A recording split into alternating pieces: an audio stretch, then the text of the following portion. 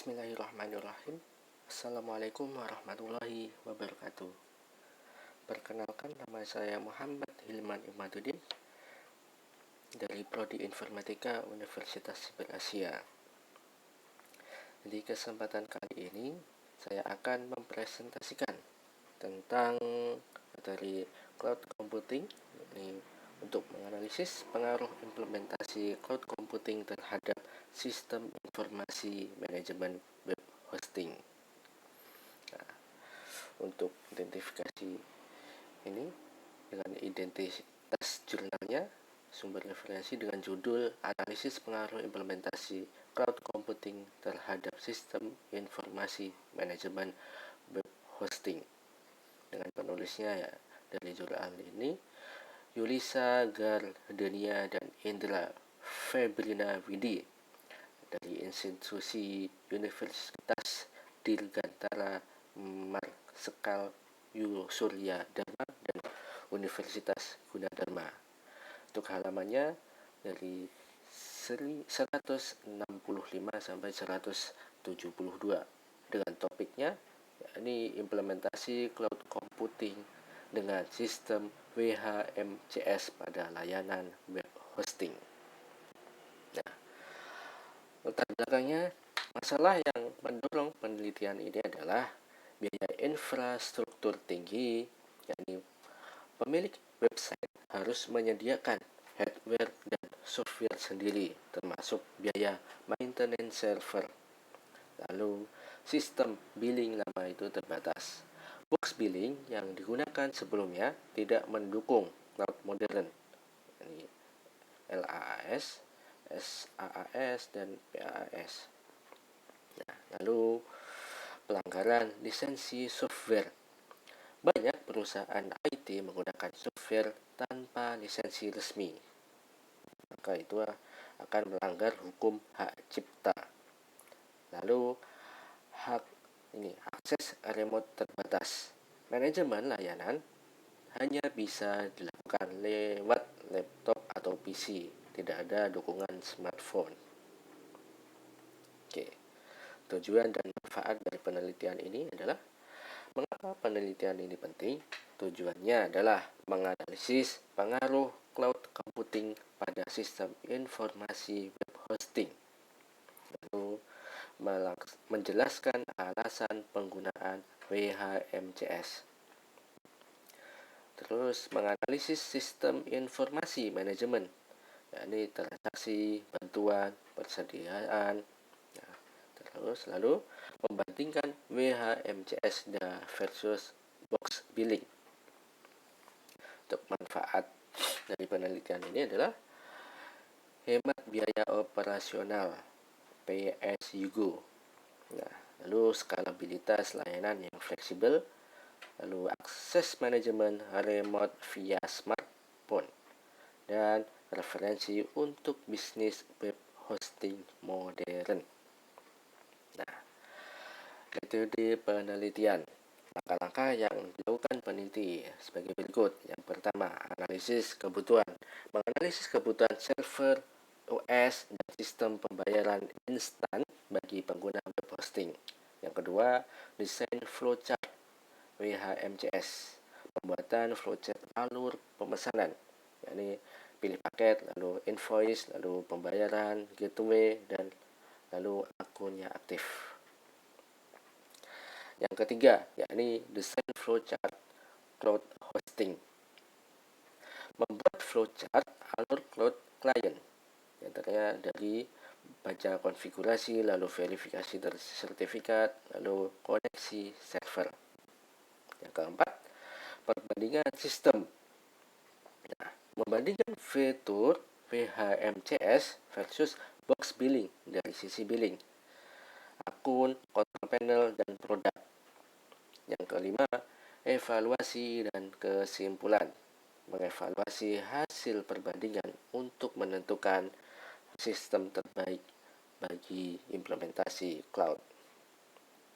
Nah, dari penelitian ini, teknologi yang diterapkan, komponen teknologi utama dalam penelitian diantaranya ada cloud computing, ada LLAS yakni infrastruktur virtual, terus PaaS yakni platform pengembang, lalu SaaS aplikasi berbasis web, lalu WHMCS yakni sistem billing dan manajemen API terbuka untuk modal baru, lalu multi level akun dan multi pelanggan. Selanjutnya yakni virtualisasi server, virtual private server VPS, lalu virtual cloud server dan OS bebas sesuai kebutuhan. Dan terakhir yakni komponennya payment gateway yakni PayPal, Moneybooker, aktivasi akun otomatis, lalu pembayaran pro rata dan custom. Oke. Nah, dari sini ada hasil penelitiannya, perbandingan antara WHMCS dan box billing. Nah, fitur utamanya, ini ada virtual cloud server dengan ini bisa, dan box billing itu tidak. Dan SSL sertifikat di WHMCS bisa ya, dan di box billing tidak. Anti fraud pembayaran di sini ya dan tidak, sampai box billing custom dan pro rata. Lalu akses smartphone app, lalu untuk API untuk model custom dan multi pelanggan di WHMCS ini bisa ya, dan di box billing itu tidak. Seperti itu. Lalu, di sini ada keunggulan WHMCS.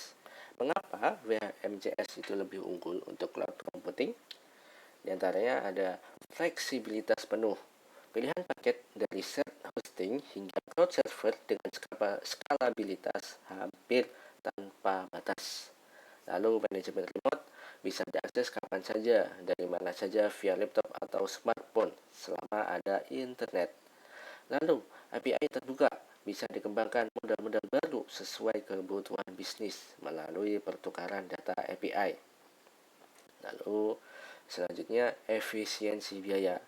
Model OpEx, yakni perusahaan hanya bayar sesuai penggunaan aktual, tidak ada biaya tetap besar. Lalu aktivasi instan, gateway terotomasi membuat akun langsung aktif setelah pembayaran selesai. Selanjutnya, penelitian selanjutnya untuk rekomendasi pengembangan. Nah, ada pengujian keamanan, uji performa dan keamanan WHMCS itu kecepatan, uptime, proteksi dan DOS dan kebocoran data.